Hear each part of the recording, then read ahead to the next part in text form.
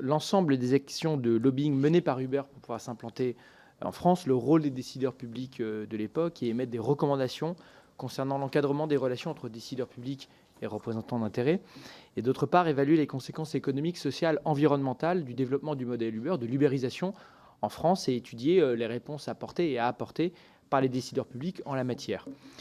Dans ce cadre, nous avons souhaité vous entendre aujourd'hui en tant que représentante du réseau international de cabinets de conseil en affaires publiques FIPRA, qui a été largement cité par les journalistes du quotidien Le Monde dans les articles relatifs aux Uber Files l'été dernier. Selon ces articles, les dirigeants d'Uber auraient, avec l'aide du cabinet FIPRA, ébauché une stratégie de lobbying pour approcher près de 1850 cibles, je cite, ou personnalités politiques dans une trentaine de pays européens. Et d'ailleurs, nous avons examiné ces débats dans d'autres pays européens, naturellement, pour appuyer la démarche d'implantation d'Uber entre 2013 et 2015. Le réseau FIPRA en France aurait également rédigé, selon ces articles, des amendements à la demande d'Uber pour favoriser l'implantation des VTC et transmettre ensuite à des parlementaires pour les déposer dans le cadre de la discussion du projet de loi Macron en janvier 2015. Au total, selon les informations transmises par M. McGann, l'ensemble des activités de lobbying d'Uber menées par le réseau FIPRA international aurait été facturé pour un montant de près de 2,5 millions d'euros entre août 2014 et 2015. Nous souhaiterions aujourd'hui que vous puissiez nous expliquer votre version des faits, confirmer ou non les révélations contenues dans les Uber Files. Il me semble également intéressant, important que vous puissiez nous indiquer si vous considérez que la démarche de lobbying de la société Uber à l'époque revêtait ou non un caractère exceptionnel par rapport aux méthodes de lobbying que vous avez pu observer dans ces secteurs pour d'autres clients du numérique, d'autres clients du secteur de VTC ou d'autres secteurs d'activité à cette époque ou aujourd'hui. Vous avez déclaré, par exemple, dans le journal Les Échos, le 11 octobre 2015, c'est la stratégie des pieds dans le plat. Uber joue avec les limites du système. Je cite, « Les pouvoirs publics ont longtemps préféré regarder ailleurs, partager entre une conviction intime pour beaucoup d'entre eux que le modèle du taxi traditionnel en France avait vécu, mais ne souhaitaient pas l'assumer publiquement. Ils ont laissé filer la situation et étaient pris de court par le positionnement frontal de l'entreprise. » Est-ce que vous pouvez nous expliquer un petit peu les raisons pour lesquelles vous pensez que les pouvoirs publics auraient laissé filer la situation, si d'ailleurs ça vous paraît correspondre aussi avec d'autres situations en Europe? On sait que les débats sur la question de la réglementation des taxis, sur l'offre ou non des taxis en France comparée à d'autres pays étrangers, préexistaient en fait à l'arrivée bien sûr des VTC, ou en tout cas des plateformes de VTC telles que Uber en France, qui a eu des débats, et d'ailleurs nous les avons examinés ces dernières semaines, nous en parlerons dans les semaines prochaines. De plus, j'ai relevé un article du 5 septembre 2022 publié sur le site Intellecto intitulé « La France championne d'Europe de l'encadrement du lobbying », que vous considérez, je cite, « légitime de réglementer les activités de lobbying » et que le système français était, je cite, « assez équilibré ». Suite aux révélations des Uber Files, considérez-vous néanmoins qu'il faudrait encore améliorer, renforcer nos règles pour accroître la transparence des relations entre les représentants d'intérêts et les décideurs publics? Et là aussi, je vous demanderai aussi de nous indiquer comment vous pensez que la France se positionne par rapport à ses voisins et par rapport aux autres pays européens. Je rappelle que cette audition est ouverte à la presse, qu'elle est retransmise en direct sur le site de l'Assemblée nationale. Et avant de vous laisser la parole pour répondre à ces premières questions et d'entamer les échanges sous la forme de questions et de réponses avec mes collègues, je vous rappelle que l'article 6 de l'ordonnance du 17 novembre 1958 relative au fonctionnement des assemblées parlementaires impose aux personnes auditionnées par une commission d'enquête de prêter serment, de dire la vérité et toute la vérité, rien que la vérité. Donc je vais donc vous inviter à activer votre micro, lever la main droite et dire « Je le jure ». Je le jure. Merci beaucoup, Madame Saman. Je vous laisse la parole. Alors, juste en préalable, je voudrais juste rectifier un petit peu sur mon rôle et le rôle de mon cabinet dans ce dossier. Donc, quand je commence à travailler pour Uber, nous sommes en avril 2013. Je travaille avec eux jusqu'en avril 2015. Je ne suis pas membre du réseau FIPRA. Donc, je ne suis pas représentante de FIPRA en France. Je suis un cabinet un cabinet avocat qui s'appelle le cabinet Saman. Et à ce titre-là, je suis soumise, donc ça n'est pas mon choix, je suis soumise au secret professionnel. Donc je vous dirai bien évidemment toute la vérité, mais il peut m'arriver de ne pas pouvoir répondre à vos questions sur des choses qui sont liées à ma relation d'avocate avec avec la société Uber. La deuxième chose que je voulais dire est que je suis ravie de l'opportunité qui m'est donnée d'expliquer un petit peu mieux mon métier, qui fait souvent l'objet de caricatures ou de fantasmes, qui est un métier reconnu par la loi, grâce à la loi Sapin II, qui est reconnu par mon ordre professionnel, qui a d'ailleurs changé son règlement intérieur pour nous permettre justement plus de transparence dans l'activité d'affaires publiques, ce que vous appelez représentant d'intérêt, que je reprends rarement, puisque par définition, les avocats sont des représentants d'intérêt. C'est dans notre code de déontologie, nous représentons les intérêts de nos clients. Donc il faut qu'on soit clair que c'était le rôle que j'avais à ce moment-là. Au-delà de ça, je serais plus que ravie de répondre à toutes les questions que ma déontologie auxquelles ma déontologie m'autorise de répondre. Je voulais aussi signaler que je suis depuis 1 an et demi la présidente de l'association des avocats conseils en affaires publiques sur justement cette activité. Donc vous m'avez posé des questions qui étaient très différentes. Donc n'hésitez pas à m'interrompre pour me les reposer si j'oublie de vous répondre dans le cadre qui me permet, dans le cadre qui m'est autorisé. Donc je ne sais pas par quoi vous voulez commencer, par la problématique de l'encadrement de l'activité de lobbying ou la situation du transport de personnes privées, puisque c'était le sujet sur lequel nous travaillions à l'époque. Oui, commençons peut-être par le sujet de l'époque, qui évidemment nous a amené d'abord à créer la commission d'enquête et puis à vous auditionner aujourd'hui. D'accord. Alors, nous avons donc commencé à travailler pour Uber en avril 2013. À l'époque, d'ailleurs, quand il m'appelle, je ne sais même pas ce que c'est, donc j'ai aucune idée de quoi on me demande de parler. Par contre, il se trouve que je connais plutôt pas mal la problématique des taxis et donc du transport privé, puisque comme j'habite en banlieue, j'en suis une grande consommatrice.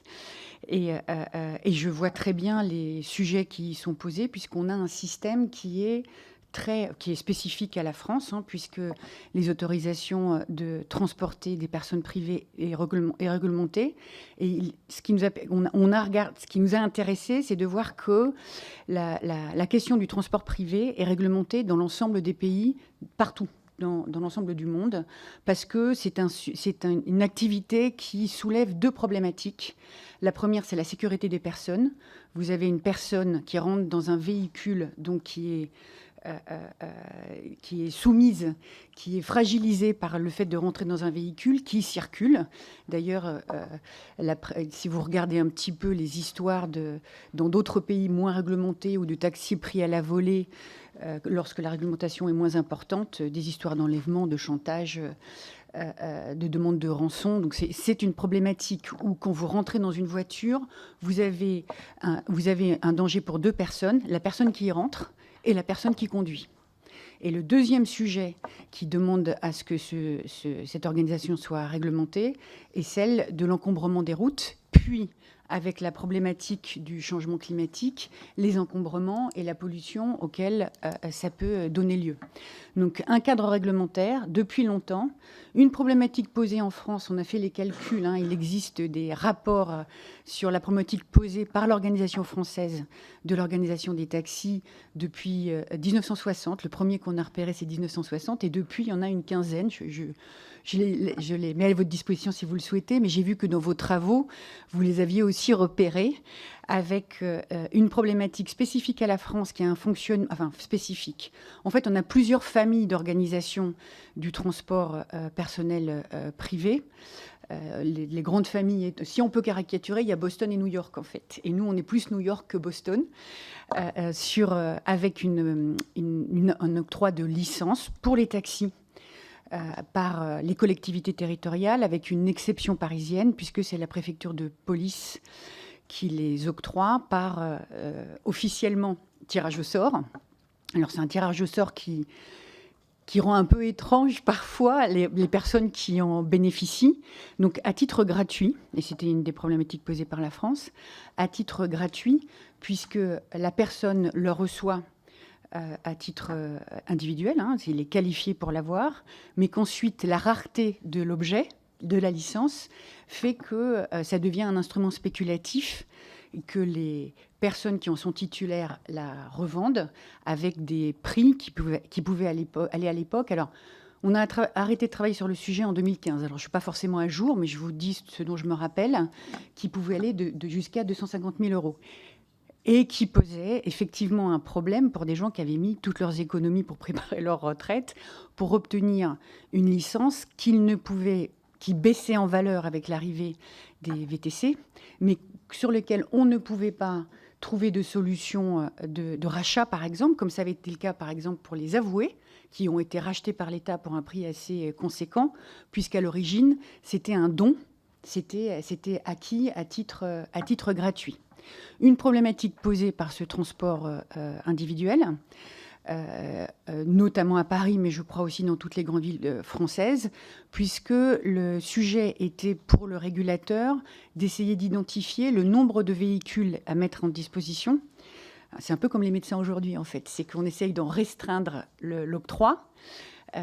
Et parce qu'on pense que la politique de restriction de l'offre va pouvoir gérer la problématique de l'encombrement des routes notamment, mais en donnant du coup un pouvoir énorme à ceux qui l'ont et qui ne permettaient pas d'avoir un transport individuel privé à la hauteur de ce qu'était une ville comme Paris par exemple, qui perdait régulièrement des points dans les évaluations d'attractivité des grandes villes parce que pour ceux qui s'en rappellent, qui sont assez vieux pour s'en rappeler, c'était compliqué d'avoir un taxi à la volée à Paris. On était en carence. Donc, des différents gouvernements qui ont essayé régulièrement de trouver un moyen de gérer une situation qui était juridiquement compliquée pour ouvrir et permettre qu'il y ait une offre qui corresponde à la population et aux besoins touristiques des habitants et économiques. Le statut des VTC, les autres licences étaient données à ce qu'on appelait je ne sais plus comment ça s'appelait, la grande remise, voilà, c'est ça, qui avait les fameuses limousines que vous pouviez louer à la journée, puis un certain nombre de licences qui étaient octroyées pour le transport de malades, par exemple, ou pour les petits bus qui pouvaient faire du transport de personnes. À nouveau, toujours dans la même logique, il s'agissait de réglementer le fait que vous ayez des personnes qui montent dans un véhicule et ce véhicule pouvait mettre les gens en danger en fonction de la personnalité des gens. Donc il fallait repérer les conducteurs et repérer les personnes qui rentraient dans le véhicule et puis gérer la problématique de la circulation. Donc on était dans cette situation-là qui a connu, donc bien avant qu'on intervienne sur ce dossier, mais qui nous ont demandé de devenir compétents sur ces dossiers, d'ouvrir le sujet avec un statut des VTC qui a été adopté dans une loi de 2009 sur la consommation, si je me souviens bien, et qui permettait d'élargir la grande remise pour ouvrir la situation, le transport de véhicules privés en France. Ce que probablement n'avait pas vu la loi de 2009, c'était l'émergence des plateformes et des technologies de l'information qui ont rendu cette activité plus facile pour la mise en connexion des chauffeurs, des voitures qui circulaient et des gens qui en demandaient. Et donc, qui a connu à l'époque, et notamment, je me souviens d'une discussion avec des représentants du ministère de l'Intérieur qui disaient « Mais pourquoi tout le monde veut faire ça ?» C'est un marché qui a besoin de nouvelles... qui a besoin de s'ouvrir, sur lequel il y a une demande et sur lequel l'offre telle qu'elle existe aujourd'hui est insuffisante et qui a provoqué effectivement l'arrivée de nouveaux acteurs. Alors on parle souvent d'Uber, mais on avait à l'époque, après ça s'est un peu consolidé, et on a toujours des entreprises de VTC, notamment par la SNCF, par Transdev, parce que c'était un besoin et c'était un besoin qu'il fallait remplir. L'arrivée de cette nouvelle activité a posé un certain nombre de sujets, et notamment de cohabitation avec les taxis. Et il fallait trouver une solution ça a pris plusieurs années, bien au-delà de notre accompagnement d'Uber d'ailleurs, avec 2 lois qui se sont succédées pour essayer de trouver un juste équilibre. Et si je peux me permettre, qui a permis aujourd'hui que vous puissiez avoir beaucoup plus facilement, quand vous circulez dans une grande ville, accès à une voiture qui vous transporte d'un point à un autre, notamment en période de grève, mais pas seulement, tard le soir, au moment du déjeuner, donc qui a ouvert l'activité avec une organisation des parties prenantes diverses et variées, et des discussions sur l'organisation, sur la manière de circuler en route et sur le partage de la valeur entre les chauffeurs et les plateformes, qu'elles soient taxis ou qu'elles soient VTC. Je me permets aussi parce que quand on a travaillé sur les dossiers, on parle souvent de l'artisan taxi. À l'époque, et je n'ai pas des chiffres à jour, mais à l'époque, sur le nombre de taxis à Paris, seulement 8% étaient artisans chauffeurs. Les autres étaient soit locataires, soit salariés d'entreprises de taxi, donc avec des statuts qui étaient pas forcément tellement plus favorables que celui des VTC. Je ne sais pas si vous avez des questions ou si vous voulez que j'enchaîne sur... Non, oui, enchaîner. Moi, ce qui m'intéresserait aussi, c'est de savoir, donc, après, pourquoi, dans quelles conditions la société Uber fait appel à votre cabinet, quel type d'activité à ce moment-là vous remplissez, et puis, une fois que vous aurez répondu à ça, prendre un peu de recul et le comparer, selon vous, à d'autres activités lobbying, à ce que je posais dans ma question initiale. Alors, je ne vais pas pouvoir vous répondre sur ce que j'ai fait pour Uber, parce que je ne peux pas. Mais vous pouvez parfaitement poser la question à la société Uber, qui n'est pas tenue par le même secret que moi. Mais je peux vous expliquer ce qu'on fait en général, et qui n'était pas tellement différent de ce qu'on a fait pour Uber. Ça, j'ai aucun problème, de manière générale. Comme vous le dites, on ne se cache pas. Au contraire, c'est très important pour nous que notre profession soit reconnue comme légitime. Et donc d'expliquer exactement ce qu'on fait, dans quelles conditions on le fait, comment l'activité a évolué et la typologie de choses que l'on peut faire. Alors je vais répondre à votre première question qui est pourquoi la société Uber fait appel à moi, parce que j'ai vu que ça avait fait l'objet de multiples questions, pour une raison hyper simple, qui est... j'ai passé 10 ans chez Microsoft. Le grand patron des affaires publiques d'Uber, basé à Washington, a travaillé pour Facebook, où il a rencontré une de mes anciennes collègues de Microsoft et lui a demandé une référence en France. Et donc, il m'a appelé un dimanche soir en disant est-ce que vous faites plutôt des affaires publiques ou est-ce que vous faites plutôt des affaires publiques de négociation institutionnelle, ce que les anglo-saxons appellent policy advocacy, ce qui me permet de noter que c'est une profession qui était à l'époque très rare en France pour des raisons liées à l'histoire de la France et de la nature assez incestueuse entre le monde économique et le monde administratif, puisqu'ils font les mêmes écoles. Et donc avoir des activités d'affaires publiques officielles, transparentes, objectives, était quelque chose de rare, puisque les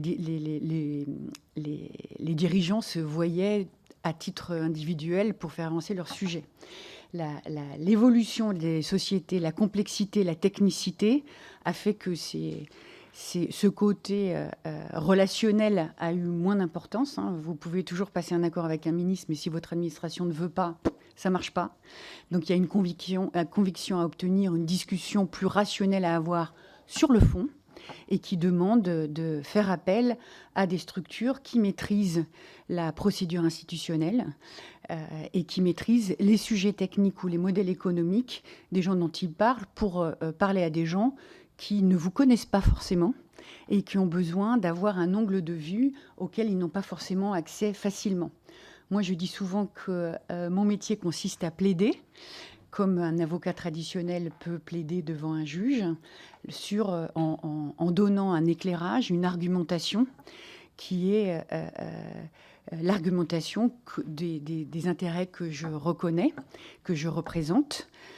Mais ça ne veut pas dire que ma parole est la seule qui doit être entendue par les personnes à qui je parle, que j'encourage d'ailleurs à parler à l'ensemble des parties prenantes d'un sujet pour se faire une opinion, prendre leurs décisions. Ils peuvent avoir une décision qui ne me va pas, mais à tout du moins, ils auront été éclairés sur des parties prenantes de ces sujets-là, sauront les conséquences que leur décision pourrait avoir, et ils peuvent prendre une décision beaucoup plus éclairée que s'ils n'écoutent pas les différentes parties qui ont affaire à ce sujet-là.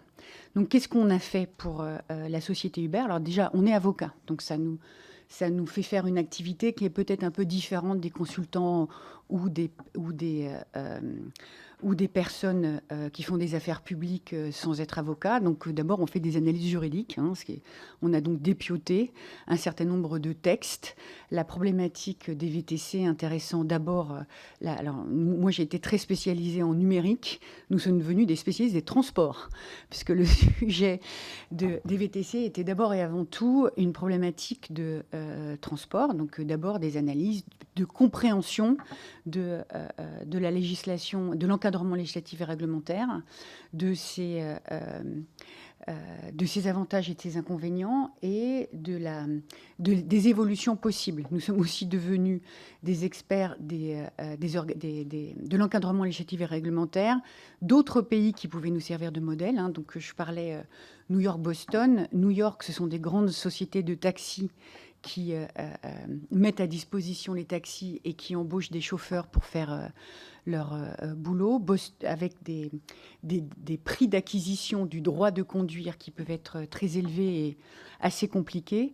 Boston, dans mon souvenir, était le modèle d'une ville qui est multi-acteur, une licence moins onéreuse à acquérir, et donc une valeur plus sur le chauffeur que sur la société de taxi,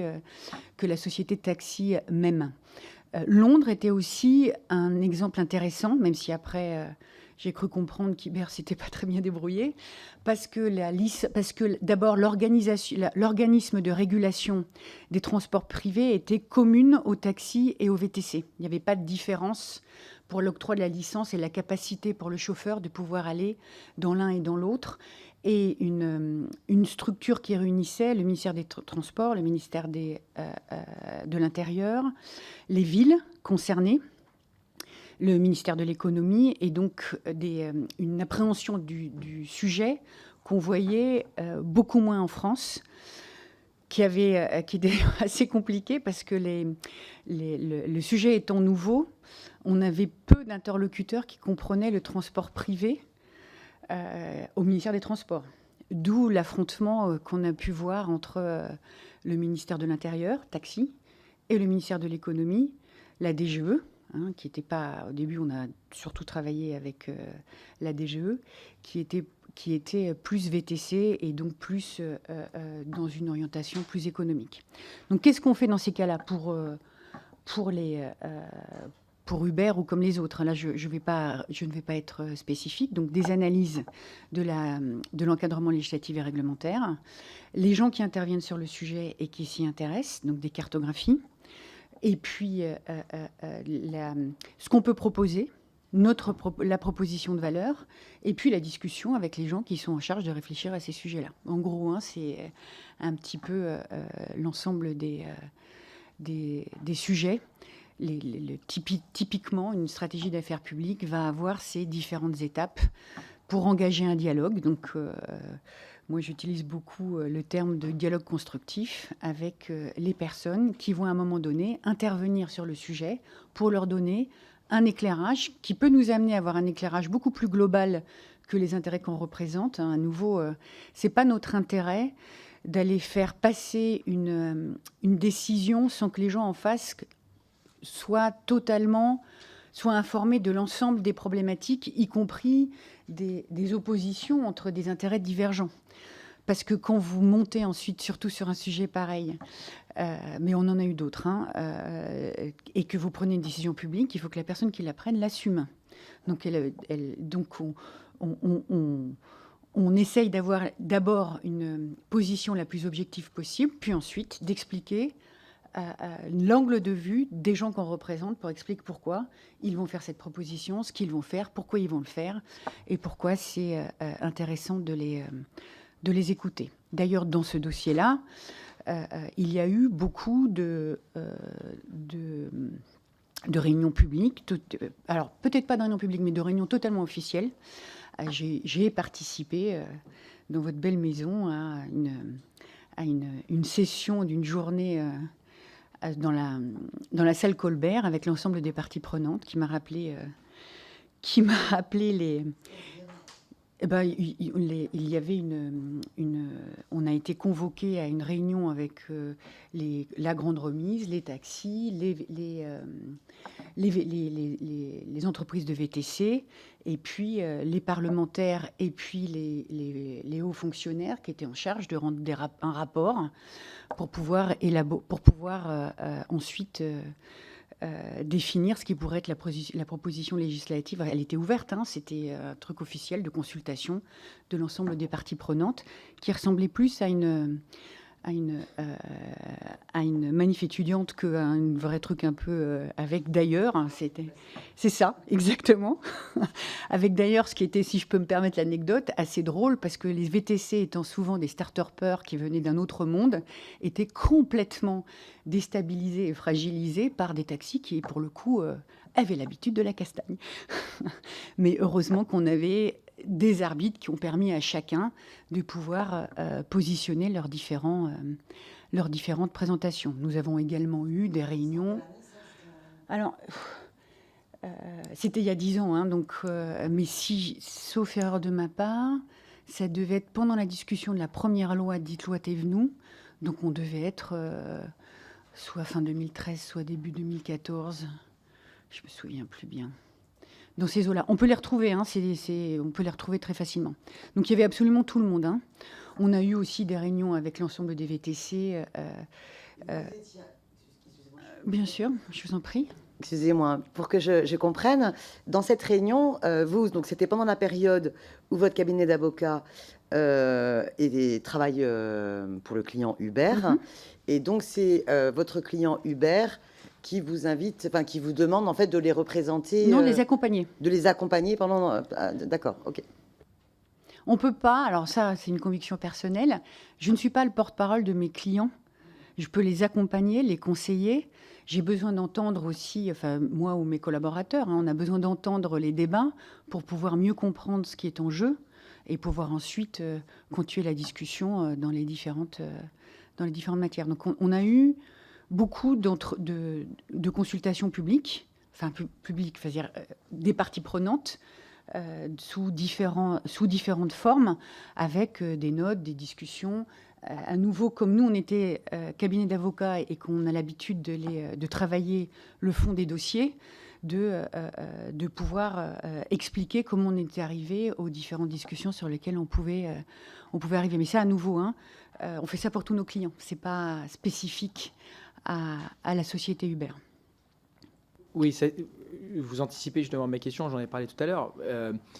Est-ce que vous voyez de la part d'Uber, aussi bien auprès de vous, mais de ces stratégies aussi sur d'autres marchés, une approche différente du public advocacy, plus agressive, inhabituelle, où finalement on est, selon vous, dans la norme des acteurs de ce type de secteur, voire d'autres acteurs économiques, notamment émergents, en développement? Alors, là, vous pouvez bien imaginer que je ne vais pas répondre à cette question, parce que je ne peux pas, c'était mes clients. Donc, mais ce que je peux vous dire, c'est que nous, dans la manière dont on a travaillé avec eux, et à ma connaissance, à l'époque, on était leur seul cabinet d'affaires publiques, hein, avocat ou pas avocat. Ils avaient un cabinet d'avocats que je vous laisse le soin de... Mais sur les affaires publiques, on était les seuls. Nous n'avons jamais rien fait qui ne rentrait pas dans la norme absolue de notre éthique, de notre déontologie et de la manière dont on travaillait. Donc, voilà. Et vous répondrez peut-être, là je vous demande d'ailleurs de porter juste une appréciation personnelle ou professionnelle, mais si vous comparez à d'autres acteurs du même secteur, notamment par exemple les taxis, vous parliez de la relation des taxis avec le ministère de l'Intérieur, est-ce que finalement vous considérez qu'on est un peu dans le même type d'approche, de méthode ou différente? C'est une question assez intéressante en fait, parce que les taxis à l'époque avaient porte ouverte dans l'ensemble, dans le gouvernement français. Hein. Donc c'était des méthodes différentes parce qu'ils n'avaient pas besoin, parce que c'était des liens, enfin là, je ne trahis aucun secret, hein, c'était des liens anciens et très profonds avec les principaux dirigeants des sociétés de taxi, qui étaient des grandes sociétés de taxi, absolument. Mais dont je rappelle que En fait, elles géraient soit directement parce qu'elles étaient titulaires des licences, soit parce il y avait 2-3 plateformes, pas plus, les plateformes qui permettaient de mettre en lien les chauffeurs de taxi avec leurs clients. Absolument. Donc,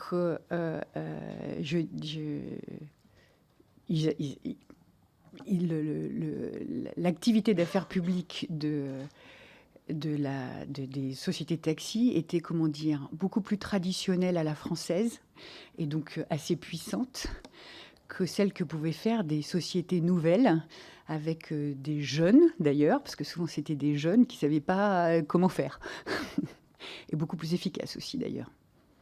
Les taxis beaucoup plus efficaces. Les taxis. D'accord.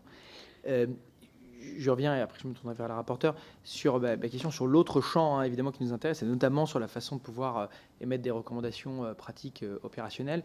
Et la loi Sapin 2, moi je serais assez curieux de vous entendre décrire le fonctionnement de votre secteur et de votre activité au quotidien, la différence entre avant et après la loi Sapin 2, et quelle appréciation vous portez au regard de ce que font nos voisins. On sait que la pratique du lobbying, si on utilise le terme, est beaucoup plus acceptée, je pense, socialement, mais de fait peut-être plus encadrée, ou avec plus de transparence dans certains pays anglo-saxons comme les États-Unis et le Royaume-Uni. Donc j'aimerais bien avoir votre regard là-dessus. Bien sûr.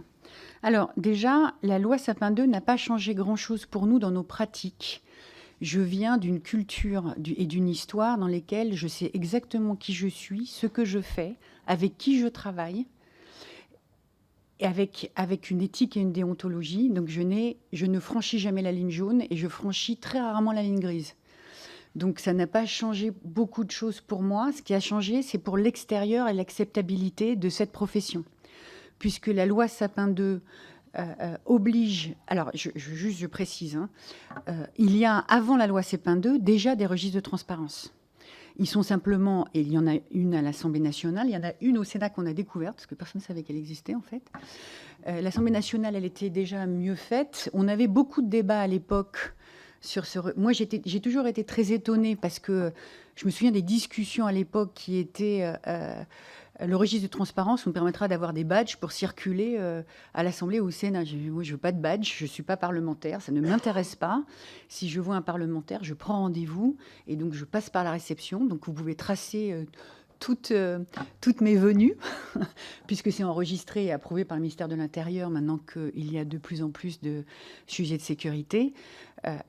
Donc de ce point de vue-là, pour nous, ça n'a pas changé grand-chose. Je sais qu'il y a des pratiques un peu différentes, hein, de gens qui traînent dans les buvettes, etc. C'est pas la nôtre. Donc, par contre, ce que ça a beaucoup changé, c'est l'acceptabilité, la légitimité et la transparence sur l'activité. Puisque la création de la HTTVP et le registre de transparence obligent à déclarer nos clients, les thèmes sur lesquels on travaille à partir du moment où il y a une volonté, alors j'aime pas le terme, mais d'influencer une décision publique, la qualité des personnes, pas le nom, mais la qualité des personnes qu'on a rencontrées. Est-ce que c'est un conseiller ministériel? Est-ce que c'est un directeur de service de l'administration? Est-ce que c'est un parlementaire? Ça, on est obligé de le dire. Et les fourchettes de budget qui sont allouées à cette activité. Et d'ailleurs, le Conseil national de l'Ordre des avocats a changé son règlement intérieur pour nous permettre de lever partiellement notre secret et de pouvoir donner ces informations-là au même titre que les autres. Donc on est traité comme les autres sur cette typologie d'informations. Et moi, j'ai trouvé ça très bien, puisque ça a permis, là, le secrétaire général de l'association Conseil en affaires publiques a assisté à la même chose que vous, à une audition, pardon, c'était pas une mission d'enquête, c'était une mission d'information sur est-ce qu'il faut aller plus loin, comment on peut aller plus loin, pour expliquer comment on le faisait. Alors ça nous demande beaucoup de travail, hein. Je peux vous dire que là, comme elle est liée, les déclarations sont liées à l'année fiscale, plus 3 mois, on est tous en train de finaliser toutes nos déclarations. Mon cabinet a d'ailleurs été cabinet test avec la HTTVP au nom des avocats pour pouvoir travailler à un système et une procédure qui fonctionnaient correctement. Et donc de participer au débat sur est-ce que ça fonctionne, est-ce qu'il faut plus, est-ce qu'il faut moins, et comment on peut faire. Donc moi, ma position est que d'abord la France a cette loi depuis 2018.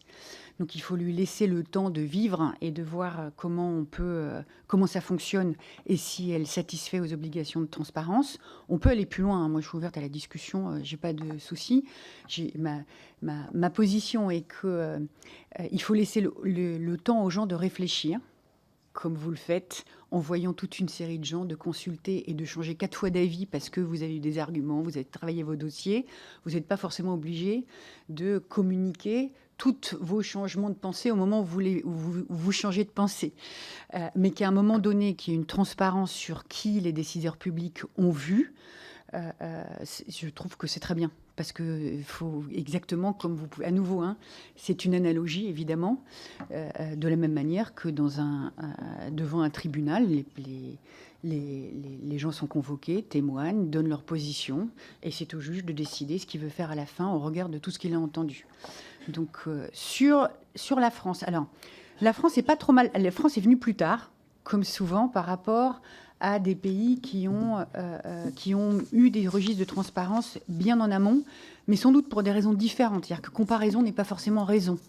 Le pays qui est le plus strict sur la question de la déclaration, ça va être les États-Unis avec Washington. Mais pour une raison très simple, c'est qu'il n'y a pas de plafond sur le financement des campagnes électorales. Donc, si vous voulez, il y a quand même une pression et un enjeu qui est très, très différent d'une autre. Donc les premiers qui ont avancé sur ces sujets-là a été Washington. Ensuite, on a eu des textes qui sont arrivés à Bruxelles. Pourquoi ? Parce que le dialogue avec les entreprises, avec le secteur privé ou l'ensemble des parties prenantes à Bruxelles fait partie du jeu de Bruxelles.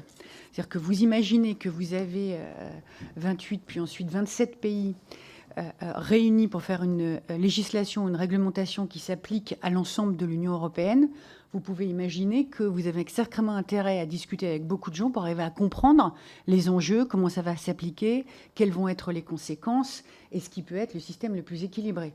Bruxelles ayant d'ailleurs des procédures de consultation entre le livre vert, livre blanc, communication, consultation, diverses et variées, qui sont totalement transparentes, ce qui n'empêche pas les discussions plus informelles pour que l'intelligence collective puisse émerger et que les gens puissent se faire une opinion, après, en fonction de là où ils parlent, hein, c'est pas le sujet. Alors, ce qui est intéressant, mais c'est lié aussi à Bruxelles, hein, c'est que pendant longtemps, le registre n'a pas été obligatoire. Donc c'était si on voulait. Et ils ont fait un truc qui était plutôt malin, moi je trouvais ça pas mal, pas au Parlement, mais dans la commission, c'est vous n'aviez pas de rendez-vous si vous n'étiez pas au registre. Et à partir du moment où vous communiquez au registre, vous ne pouvez pas mentir, parce que là, vous commettez une infraction. Donc la non-obligation a conduit à ce processus qui était quand même assez intéressant. Et moi, à l'époque, je dirigeais les équipes Europe, Moyen-Orient, Afrique de Microsoft avec la supervision du bureau de Bruxelles. Je peux vous dire qu'on s'est arraché les cheveux pour savoir ce qu'on déclarait et ce qu'on ne déclarait pas, en fonction de ce que nous demandaient les textes. Et donc, j'ai toujours été, je vous le dis, hein, franchement, sur la ligne d'il vaut mieux plus déclarer que moins. Parce que je n'ai pas envie qu'on me fasse un... je veux pas avoir à plaider, je n'ai pas de problème avec la transparence. Donc, quand la loi est arrivée en France, c'était bien éduqué, puisque la France a assez bien copié Bruxelles sur son registre. Hein, ça correspond à peu près au sujet. Le registre européen... si je ne me trompe pas, est devenu obligatoire en 2021. Donc je ne le maîtrise pas encore très bien, mais je pense que ça ne m'a pas changé sur la nature des informations que vous devez donner. Très étonnamment, l'Allemagne n'a un registre que depuis très peu de temps. Mais d'ailleurs, si ça vous intéresse, on avait fait au cabinet un tableau avec les pays européens sur le registre de transparence. Je vous mettrai volontiers à disposition, parce qu'il n'y a pas de secret là-dessus, c'est des éléments objectifs, mais qui demandent à être à jour, parce qu'à l'époque, je me souviens bien que l'Allemagne n'avait pas de registre. Il commence juste à en avoir maintenant. Ceux qui sont probablement les plus sévères, vous allez être étonnés, c'est l'Irlande, dans lesquels la déclaration, elle est beaucoup plus large sur les personnes qui doivent rendre compte de leurs différentes informations et qui existe depuis plus longtemps. Je vous en prie. Le Royaume-Uni, c'était quelque chose de plus compliqué parce que c'était lié aux villes. Et dans mon souvenir, il n'avait pas... Mais il faudrait que je reprenne mes notes, je vous l'enverrai. Je vais le reprendre et je vous enverrai. Je peux même faire une petite mise à jour si vous le souhaitez. C'était beaucoup plus lié aux villes et le registre national était moins prégnant. Voilà, donc la France est en retard par rapport à l'Irlande, Bruxelles et Washington, pas spécifiquement par rapport aux autres pays européens. C'est des sujets qui montent avec la revendication, la demande de transparence sur le dialogue. Mais alors, si je peux, parce que j'ai beaucoup travaillé avec le Royaume-Uni, la différence avec la France, c'est que discuter avec les entreprises et représenter les intérêts économiques, c'est presque génétique chez les Anglais. Donc, c'est moins contesté. Et donc, il n'y a pas tellement de... D'ailleurs, les affaires publiques, en réalité, naissent à Londres encore plus qu'à Washington, avec des cabinets qui n'ont rien à voir avec les nôtres sur cette typologie de pratique. Oui, mais c'est très intéressant ce que vous dites, parce qu'en effet, quand on voit notamment le modèle américain, l'exigence de transparence est le corollaire de l'absence quasi totale de plafond, de financement, d'encadrement en termes de régulation. Pas forcément un modèle vers lequel nous avons nous-mêmes envie de tendre, je dirais au contraire. J'ai une dernière question, après je laisse la parole à la rapporteure. Pour revenir sur Uber, je voudrais savoir quel regard vous portez à la fois au moment où vous cessez vos activités, donc si je comprends bien en 2015, oui. de Avril conseil 2015. pour Uber, mais aussi aujourd'hui, je dirais, sur l'état de la réglementation du secteur des VTC et d'Uber en particulier en France, comparé là aussi aux autres marchés. Je pose beaucoup de questions de comparaison internationale parce que on oublie parfois dans ce débat comme dans d'autres que la France n'est pas udile, qu'on est confronté en fait exactement aux mêmes enjeux que nos voisins qui eux-mêmes ont fait face à l'arrivée de ces nouveaux acteurs qui ont répondu de façon différente. Certains aujourd'hui en se tournant vers le salariat, plus souvent vers un tiers statut ou vers un statut d'indépendant, que des réponses qui sont, on l'a vu au cours de nos auditions, imparfaites et limitées. Et donc je serais assez curieux de vous entendre sur ce sujet à la fois en 2015 et aujourd'hui. Alors, oui. Alors, d'abord, sur la situation de la France. Pour la consommatrice de transport privé individuel que je suis, le monde a changé. Parce que je n'ai plus imposé la question de réserver un taxi, je ne sais pas combien de temps à l'avance, parce que j'ai aucune chance de l'avoir à la volée. Quand mon métier me conduit à terminer tard, je voyage beaucoup. Ça s'est beaucoup fluidifié, et donc on est arrivé. Il faudrait demander à la ville de Paris ou à d'autres métropoles françaises comment eux-mêmes le ressentent, mais c'est vrai que le sujet est devenu complètement différent. On a vu d'ailleurs quelque chose poindre qui est assez intéressante, c'est que le rapport de force est inversé, alors toute proportion gardée, parce que ce qui est rare maintenant, c'est un chauffeur. Parce que pour pouvoir conduire un véhicule de transport privé officiel, il vous faut une licence, qu'elles sont restreintes, et que donc, pour pouvoir le faire fonctionner, on a besoin de chauffeurs qui ont eu cette licence. Donc, pour la France, on est probablement rentré dans la modernité du transport individuel privé, avec tous les sujets que ça pose, évidemment, et toujours avec la restriction nécessaire de l'encombrement des rues, de la question du transport. À l'époque, la question était d'ailleurs de l'optimisation du véhicule de transport privé, de manière justement à traiter les problématiques d'environnement, de pollution, d'encombrement des rues. Donc comment on les fait circuler, combien et dans quelles conditions. À nouveau, j'ai arrêté de travailler sur ce dossier en 2015. Je ne suis pas forcément à jour de tout, mais c'est sûr que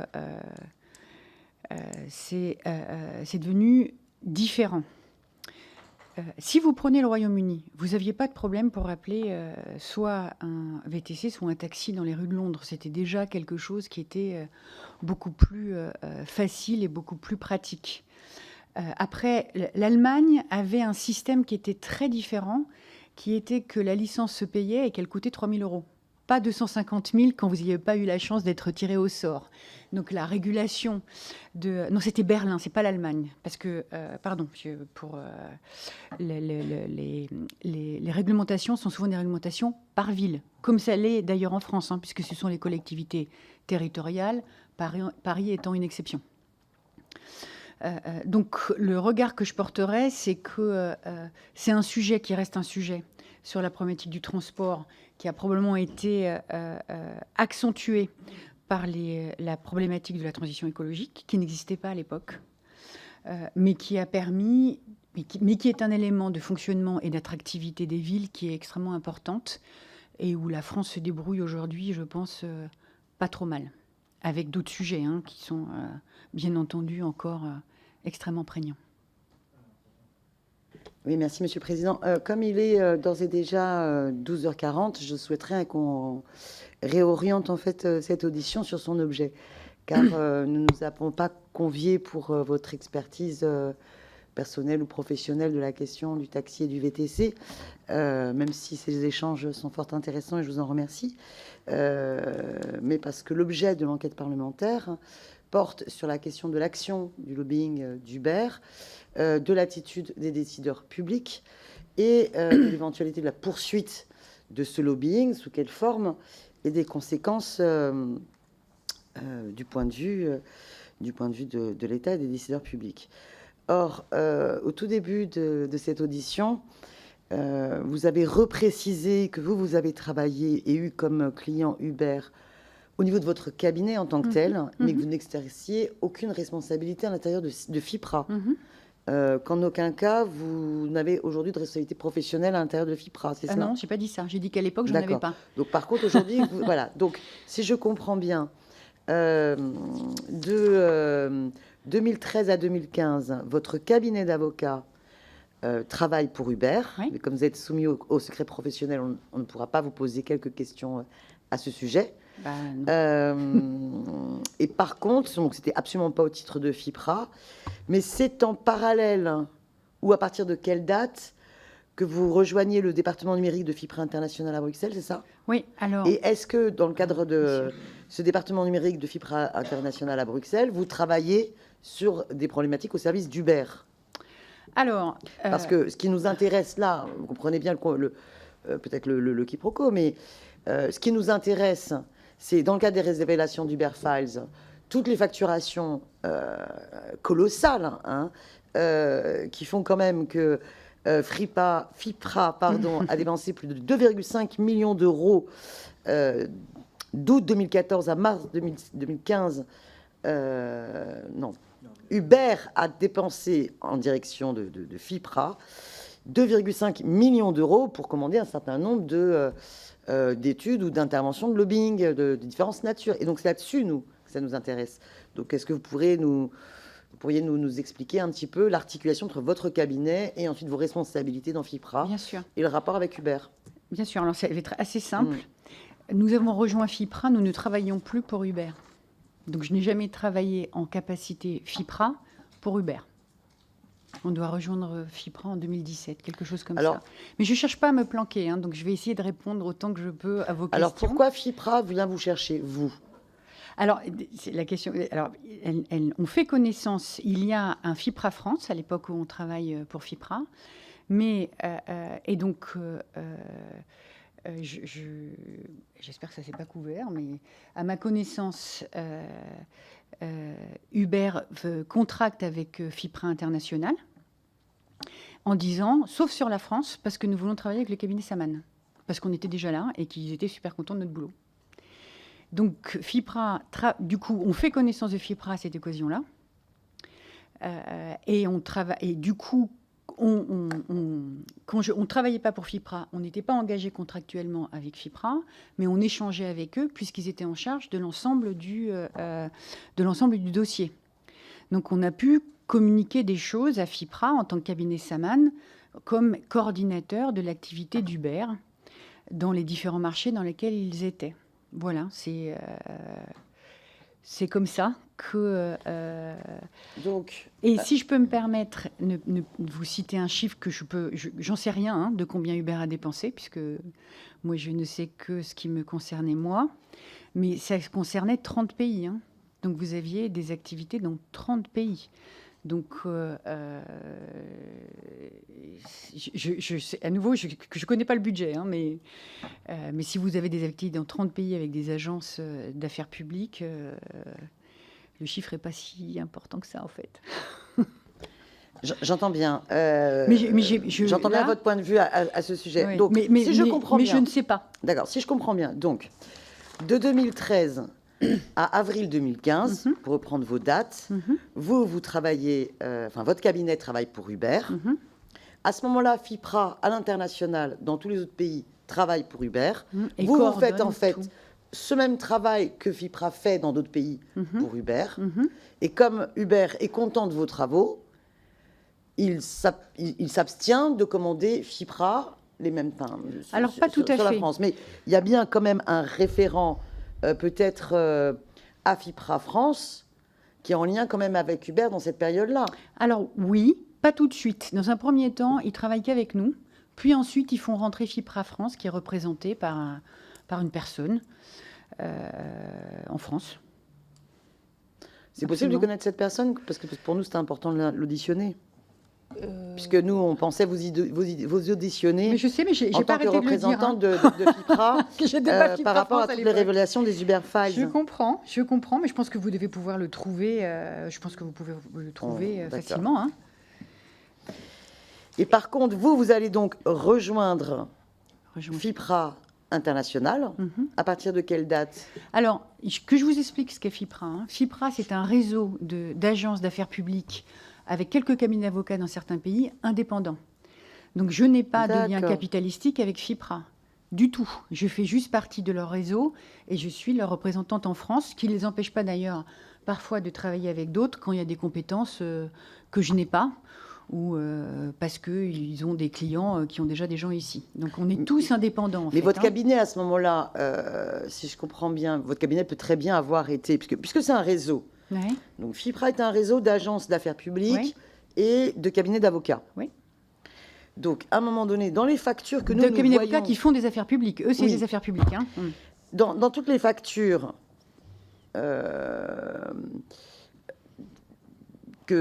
qui sont révélées par les Uber Files, par le lanceur d'alerte, Marc Magan, y a-t-il pu y avoir des factures FIPRA, mais qui concernaient finalement...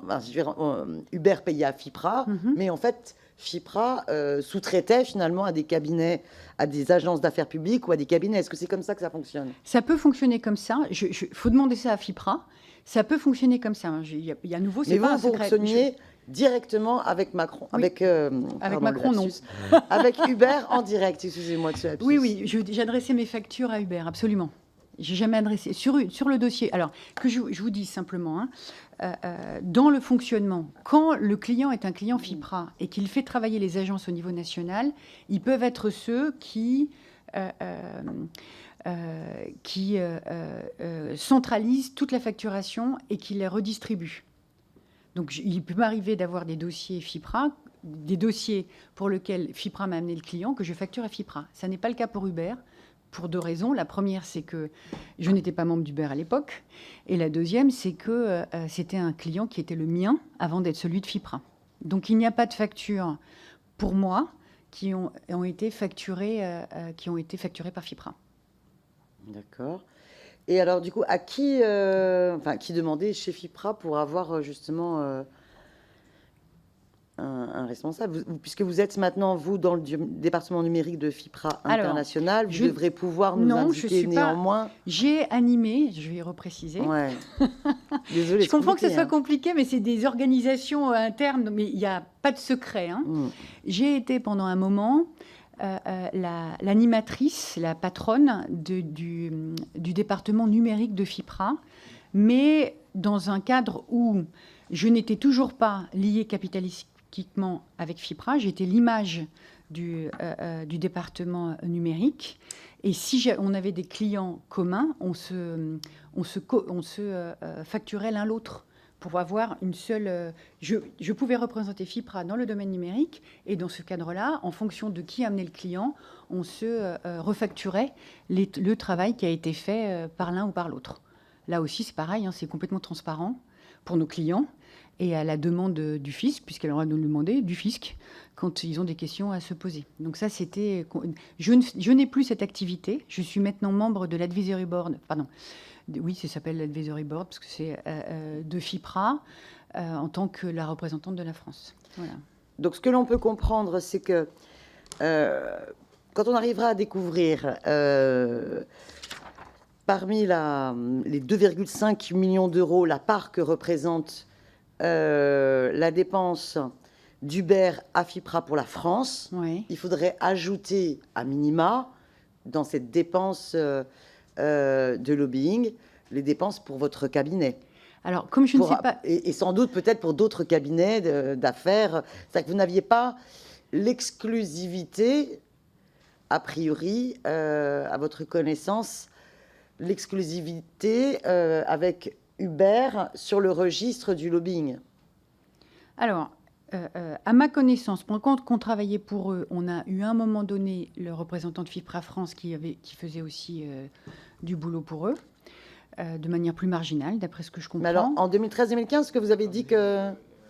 Oui, c'est ce que j'ai essayé de vous expliquer. Pendant toute la première période, ils contractent avec nous. On n'a jamais contracté qu'avec Uber sur ce sujet-là. À un moment donné, dans mon souvenir, ils font rentrer la personne du FIPRA France pour leur faire, quelques activités, mais qui est du coup indépendant de nous. Quelle personne? La personne qui représentait FIPRA France à l'époque. Mais son nom? Tu vas le retrouver. Je pense que vous le retrouverez assez facilement. C'est des éléments que vous pouvez nous faire parvenir oui. après, dans les prochains jours. Je pense qu'elle est à la retraite maintenant, mais... Voilà, donc... Et donc, à votre question, je ne peux pas y répondre parce que je ne sais pas je sais pas d'où vient votre chiffre, je ne sais pas ce que je sais pas ce que Uber a fait, a facturé, à qui et à quoi. Je ne sais pas. Donc, on reprend.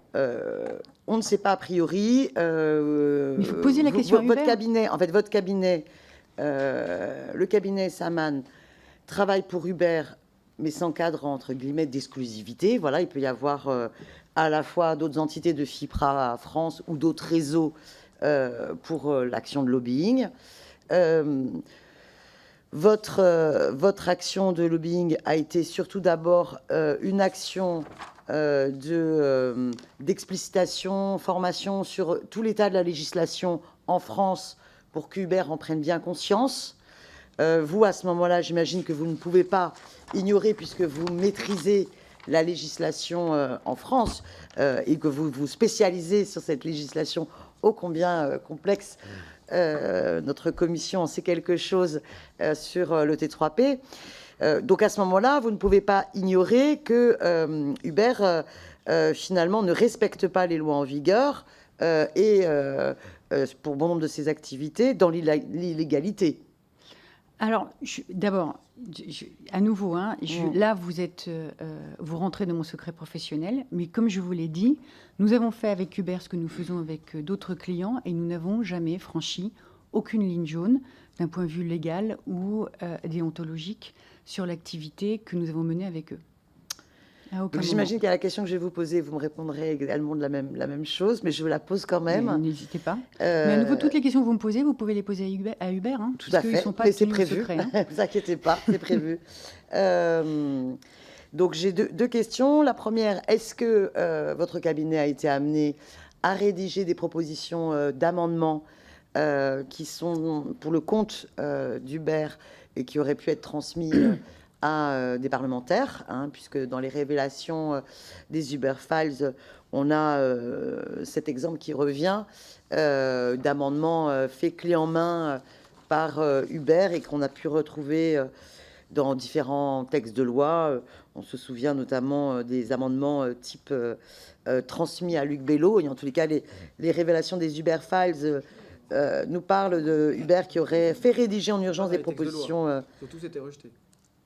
Oui, dans des propositions de textes de loi, pardon, dans des propositions. Vous avez raison de me rappeler, Monsieur le Président, des propositions de textes de loi, qu'on va quand même néanmoins vérifier. C'est sûr que parfois certains ont été sortis par le biais de 49.3. C'est dire à quel point nous sommes dans une actualité. Mais est-ce que par ailleurs vous avez été amené, mais ça j'imagine que vous allez me répondre que secret professionnel, dans l'exercice de votre cabinet pour votre client, à établir des contacts entre le ministre de l'économie de l'époque et son cabinet et la société Uber. Est-ce que vous avez des choses à nous préciser là-dessus? Alors, comme je vous l'ai dit, effectivement, je ne peux pas. Le secret professionnel s'impose à moi. Mais je vais quand même vous répondre que deux choses. La première, sur votre premier point. Par définition, les affaires publiques, c'est de la discussion sur des législations. Donc, ça amène à faire évoluer la loi. Donc, on discute effectivement sur des sujets pour faire évoluer la loi qui, donc, du coup, qui nous font intervenir pour dire on pourrait la faire changer. Et donc, effectivement, aujourd'hui, ça ne s'applique pas. C'est la nature de notre activité, mais qu'on mène de manière complètement éthique, de manière à ce que vous discutez sans doute avec toute une série de parties prenantes pour faire évoluer des lois qui ne vous conviennent pas. Voilà, donc on reste dans ce cadre-là.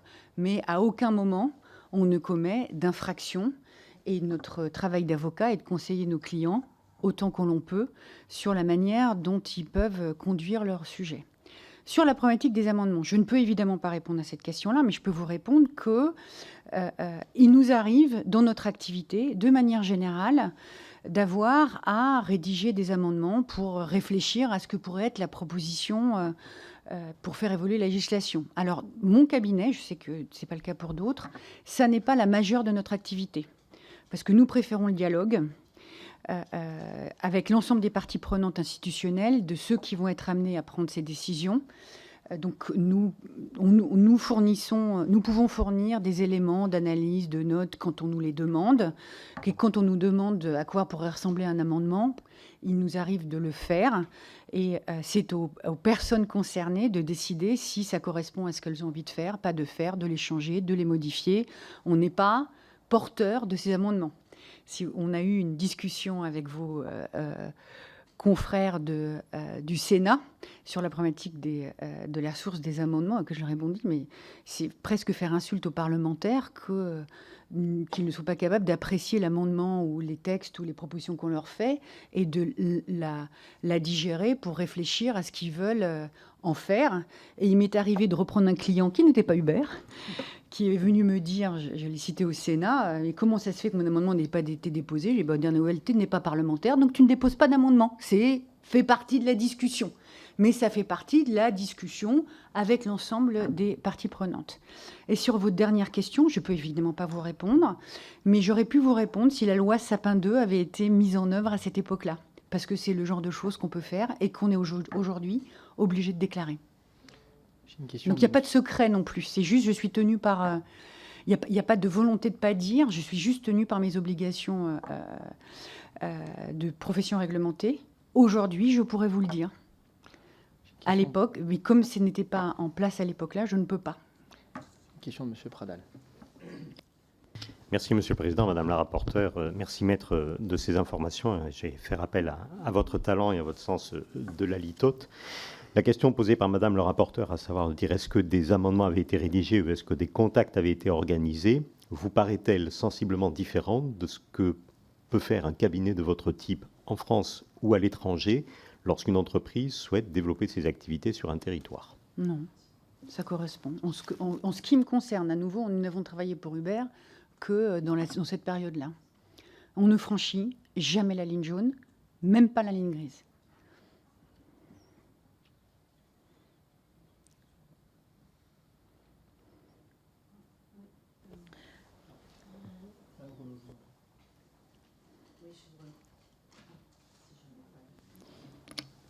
Oui, je vous remercie. Ma question va rejoindre effectivement les précédentes. Je l'avais noté en amont. Mais ça rejoint. Alors, j'aimerais quand même que vous nous confirmiez, parce que tout à l'heure, quand vous nous avez présenté votre profession, vous avez parlé effectivement de l'analyse de l'encadrement juridique, ce qui était la base pour vous, avant de proposer effectivement des solutions et de présenter, dans le cadre d'une discussion générale, d'essayer, dans le cadre d'une discussion générale, de convaincre donc les institutionnels. Alors, étant donné que vous avez présenté votre profession comme ça, et vous allez peut-être me dire que vous n'allez pas pouvoir répondre, on verra bien. Est-ce que justement, vous avez conseillé à Hubert, qui était votre client à l'époque, de changer la loi pour adapter Hubert en France? Alors, je ne vais pas pouvoir vous répondre. Je vous réponds que dans le cadre de notre métier, il nous arrive de faire, évidemment, à nouveau, c'est intrinsèque à notre profession, de suggérer une évolution législative. Mais à nouveau, si vous me permettez, la société évolue, l'économie évolue. Vous avez aujourd'hui le débat sur la constitutionnalisation de l'avortement. Heureusement qu'il y a eu des femmes qui ont demandé qu'on change la loi sur l'avortement, parce que sinon on y serait encore, quoi. Et on peut vous citer, on a mis, je crois, 2 siècles à abroger la loi qui interdisait aux femmes de porter le pantalon. Donc forcément, heureusement qu'il y a des gens qui disent peut-être qu'on pourrait réfléchir à une évolution qui correspond mieux au développement économique et au développement social. C'est mon métier, en fait, absolument. Voilà, je l'avais bien compris comme ça, parce que vous avez été très clair dans l'exposé de votre profession. Donc c'était juste une confirmation. Alors, vous avez dit aussi, moi je reprends ce que vous avez dit, que vous aviez été invité à la salle Colbert, qu'il y avait les taxis qui étaient venus. Je voulais savoir, alors j'ai plusieurs questions à la suite, je voulais poser. Voilà, et s'ils étaient venus avec un avocat d'affaires comme vous, en fait, de l'autre côté. Et ça, c'était une première question. Et une deuxième question, vous avez expliqué tout à l'heure qu'on ne pouvait pas les indemniser de leur licence, puisqu'au départ, elle avait été gratuite. Mais moi, je suis quand même assez frappée. Alors, je ne suis pas une avocate d'affaires. Je ne suis même pas spécialisée d'ailleurs en droit commercial. Mais il me semble que quand j'achète quelque chose, certains ont acheter une licence qui, effectivement, valait à Paris quelquefois jusqu'à 250 000 €. Quand on achète quelque chose, il y a, en droit commun, une garantie d'éviction qui fait que je ne peux pas être évincé, finalement, de la chose que j'achète. Et cette garantie, elle peut être une éviction matérielle ou une éviction juridique. Et donc là, est-ce qu'on vous a fait valoir ce critère ? Moi, je me mets à la place des taximans qui ont payé une licence de 150 000 €. Est-ce que ça, on s'est posé la question? Est-ce qu'on ne s'est pas posé la question? Est-ce que vous pourriez m'en dire un peu plus à ce niveau-là? Parce que je suis très soucieuse, moi, de leur indemnisation, et je ne trouve pas très normal. Faire évoluer la loi, c'est une chose. Vous avez tout à l'heure dit que dans certains domaines, il fallait la faire évoluer. Uber, pourquoi pas? Maintenant, Uber au détriment des taximans qui ne peuvent pas rembourser une licence, c'est une autre question. Donc, j'aimerais que vous soyez plus explicite sur ça. Merci beaucoup. Oui. Attendez, avant de répondre, je vais avoir une question qui sera complémentaire à la vôtre, et peut-être que vous pourrez répondre en même temps. Voilà. Comme il est déjà 13h03 et qu'hélas, on a eu 3 quarts d'heure un peu en dehors de l'objet premier de cette audition. Ma question, c'est très, très court. Est-ce que vous travaillez pour Uber au moment de la loi Thévenoud, qui a interdit, l'interdiction aussi d'Uber Pop. Et est-ce que ce service est poursuivi par Uber? Alors, je vais répondre, mais vous pouvez me rappeler la première question? La première question, c'était sur l'éviction, la problématique des licences des taxis. Il y en avait une avant? Ouais. Excusez-moi, ça c'était l'essentiel. Mais la première question, c'était quand vous avez été salle Colbert, s'ils avaient un avocat, un avocat d'affaires comme vous, le pendant, enfin en quelque sorte, pour que. Alors, moi, je ne suis pas une avocate dans ce cadre-là. Je ne suis pas un avocat d'affaires. Je suis un avocat spécialisé en affaires publiques. Donc, dans l'accompagnement des problématiques politiques, des évolutions, etc. Alors, il y avait beaucoup de monde dans la salle Colbert. Les taxis étaient très, très, très représentés, avec des gens très pointus sur leur sujet et leurs problématiques. On a commencé avec la bataille de la Marne, donc on est revenu très en amont de notre problématique. Est-ce qu'il y avait d'autres avocats dans la salle? C'est possible, franchement, je ne me rappelle plus. À nouveau, comme pour passer à l'Assemblée, il faut donner ses coordonnées, ça devrait se retrouver assez facilement. Bien sûr, mais n'oubliez pas, moi je suis une avocate en affaires publiques, les taxis avaient tout ce qu'il fallait en conseil en affaires publiques, hein, vraiment. C'était pas vraiment, on a eu un grand moment d'ailleurs hein, de sortie de salle au nouveau, hein, c'était les coordinations étudiantes de ma jeunesse, hein, c'était assez drôle.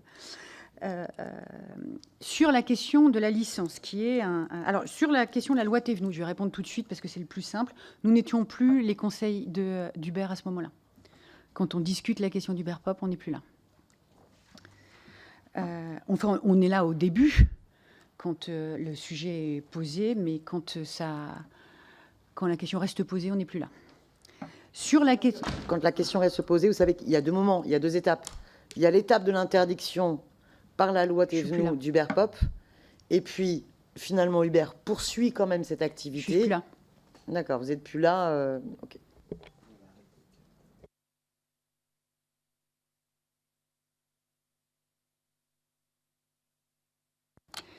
C'était un vrai sujet qui a été abordé dans tous les sens pour regarder si on pouvait y trouver des solutions. Il y avait quelque chose... En fait, cette problématique d'octroi d'une licence à titre gratuit, qui devient ensuite un objet spéculatif, est assez rare. Que l'État donne pour que le récipiendaire spécule et en fasse une valeur qui revende à l'extérieur, c'était juridiquement un truc super compliqué à gérer.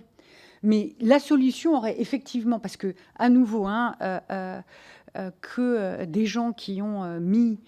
Je vous rappelle, les artisans chauffeurs, donc titulaires de la licence, 8% des chauffeurs de taxi, c'était pas non plus... Mais pour ces 8%-là, si je peux d'ailleurs me permettre de raconter une anecdote, avant qu'on travaille pour eux, quand ils commençaient à nous tester, j'étais dans un taxi avec ma collaboratrice qui comprenait rien au sujet, mais comme moi je parle tout le temps avec les taxis, quand je rentre chez moi, je parle avec les chauffeurs Uber, donc en plus, avant même d'avoir le dossier, je lui disais, mais c'est quand même des gens qui ont mis leurs 250 000 € pour leur retraite, quoi, qui pensent la revendre, et à ce moment-là, notre chauffeur de taxi se tourne vers nous en disant... S'il nous change ça, je balance mon taxi au ministère de l'économie et des finances. Parce que pour lui, c'était d'une violence sans nom. C'était d'une violence sans nom. Donc c'était un vrai problème qu'on n'arrivait pas à résoudre parce que juridiquement, on n'arrivait pas à trouver la solution comme on l'avait fait pour les avoués quand on a supprimé la fonction d'avoué. C'était l'allégorie, le truc qu'on avait trouvé pour arriver à compenser et trouver une solution face à des gens qui se retrouvaient des victimes en fait de l'histoire. Alors, je vous corrige juste un petit peu. Les taxis il n'y avait pas d'éviction. C'est juste que la valeur spéculative de leur licence avait diminué parce qu'elle était... je ne sais pas comment ça a évolué. Je crois que ça s'est pas trop mal terminé avec une valeur de la licence de taxi qui ne s'est pas effondrée. Mais je ne suis pas spécialiste de ces sujets-là. Mais cette problématique-là était une vraie problématique. C'était en fait la problématique centrale. Il fallait élargir, mais c'était une valeur spéculative parce qu'on avait une rareté d'une activité qui demandait à être... on avait même... Si vous regardez les débats de l'époque, ça avait même été chiffré, mais juridiquement, il n'y avait pas de solution, quoi. Madame Saman, vous avez dit en début d'audition que vous aviez travaillé pour Uber d'avril 2013 à avril 2015. Dans mon souvenir, oui. Je peux retrouver les chiffres. Voilà. Donc vous nous repréciserez ces dates sans doute dans un échange écrit, car vous venez de dire que vous ne travaillez plus pour Uber au moment de la loi Thévenoud. Or, la loi Thévenoud, c'est en octobre 2014. Je ne travaille... J'ai répondu à votre question sur... Il y a eu une première étape. La Uber Pop était dans la discussion depuis le départ. Donc la question d'ouvrir la possibilité de transport individuel privé à des chauffeurs sous licence a toujours été dans la discussion que nous pouvions avoir avec Uber. Bien sûr que cette question était posée. Je ne l'ai pas traitée. Et quand la loi est passée et qu'il y a eu des problèmes derrière, je n'étais plus là. Voilà, je reprécise ma réponse. Donc, à partir de quand est-ce que vous n'êtes plus là? Parce que donc, pendant la loi Thévenoud, en octobre 2014, vous êtes là. Oui. Par contre, Mais au Uber n'est pas moment du autorisé, deal, c'est illégal. voilà, Hein. au moment du deal du ministre de l'économie de l'époque et d'Uber, le deal sur Uber Pop, ça c'est juillet 2015. Là, vous n'êtes plus là. Non, je suis là en juillet 2015. Mais je sais pas ce que vous, enfin, vous dites. Enfin, quand je suis là, excusez-moi, je précise. Non, j'accompagne. J'accompagne. D'accord, donc vous Uber continuez en à juillet travailler, 2015, vous continuez à absolument. travailler pour Uber, y compris en juillet 2015. Oui, absolument.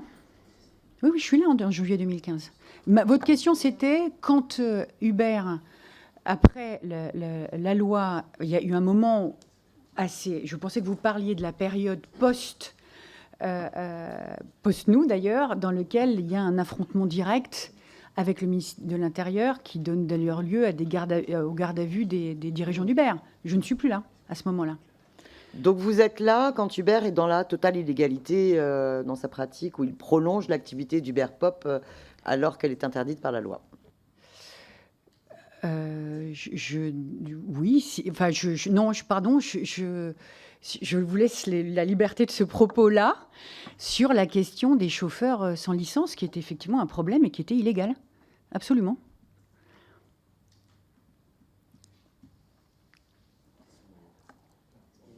De toute façon, on a une autre question aussi. Ah oui. Bon, de toute façon, on doit laisser la salle. Maître Saman, je vous remercie de votre présence. Je pense qu'on aura d'autres questions et peut-être des demandes de documents à vous faire parvenir dans les prochains jours et les prochaines semaines. Je crois qu'il y avait une question notamment sur le représentant de FIPRA à l'époque. Et puis, dans l'intervalle, je vous remercie de votre disponibilité et de votre présence aujourd'hui. Je vous souhaite une bonne journée. Avec plaisir. J'espère que je vous ai éclairé un peu.